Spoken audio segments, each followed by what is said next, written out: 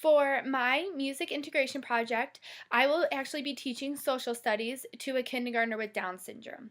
So, one of the very important things to remember about Down syndrome is that the child may have a little bit slower learning process and they may need a little bit extra attention and may need explanations that a little bit more in depth. You might have to slow things down for them. You may have to break things down a little bit small in shorter increments when you're teaching stuff. So, and you may also need to repeat things many, many times to help them learn what you're going to be teaching them. So, one of the things I will be doing while I'm doing my teaching is I will place the child with Down syndrome into a smaller group with very strong students, not just strong learners, but also strong social skills. I think that'll be very important for this child to learn. And I will spend more time modeling it at first with this student more in the front row so they have a very clear view of me. And I just want to make sure that this child can understand it real clear.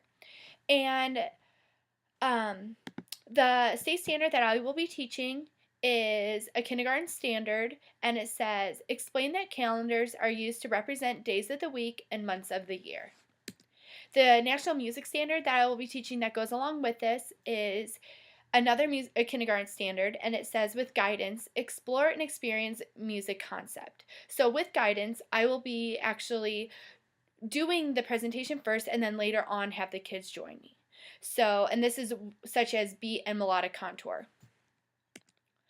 I just really personally believe that teaching children at a young age the calendar, because it is extremely important and something that a child will use their entire lives.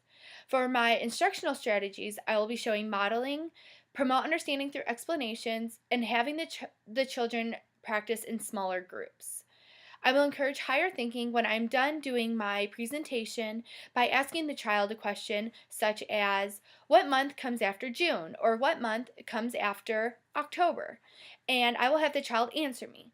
This should take the learning I just did and make them use critical thinking and engage the child in the learning process. So what I will do first is I'm going to set a beat. So my beat is going to be just be clapping. I'm going to keep my beat, and then I'll have the child join me. So after that, I will go ahead and start the song. So we're going to get the beat going.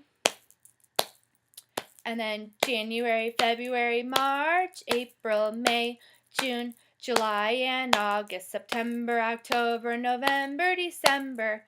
And that's where we'll stop. So that will be the first part in the teaching. So we will go ahead and I will have the child do it one more time with me. So we'll go ahead and do it one more time, and we'll do January, February, March, April, May, June, July, and August, September, October, November, December, and that's where I'll stop. And then actually, I'm going to have the kids practice in smaller groups just within one each other and make sure that they're kind of understanding it. And of course, if children need a little bit more explanation and they want me to keep repeating it, I will repeat it as many times as I absolutely have to.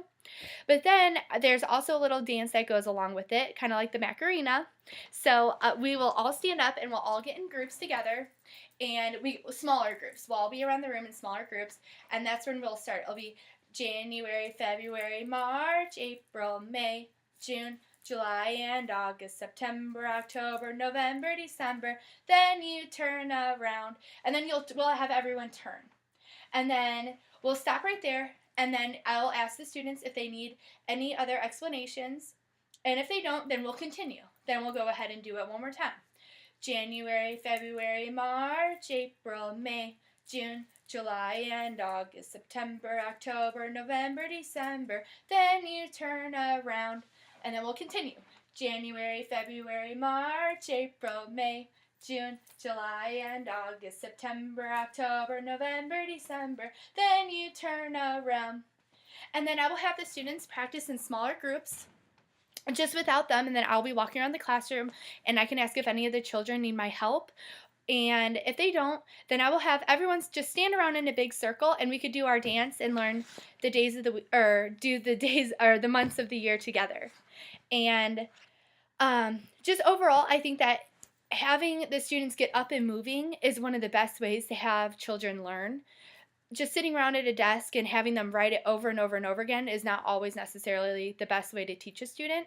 Having people engage and laughing and joking around and just having fun together, dancing and learning is one of the best ways a child can learn.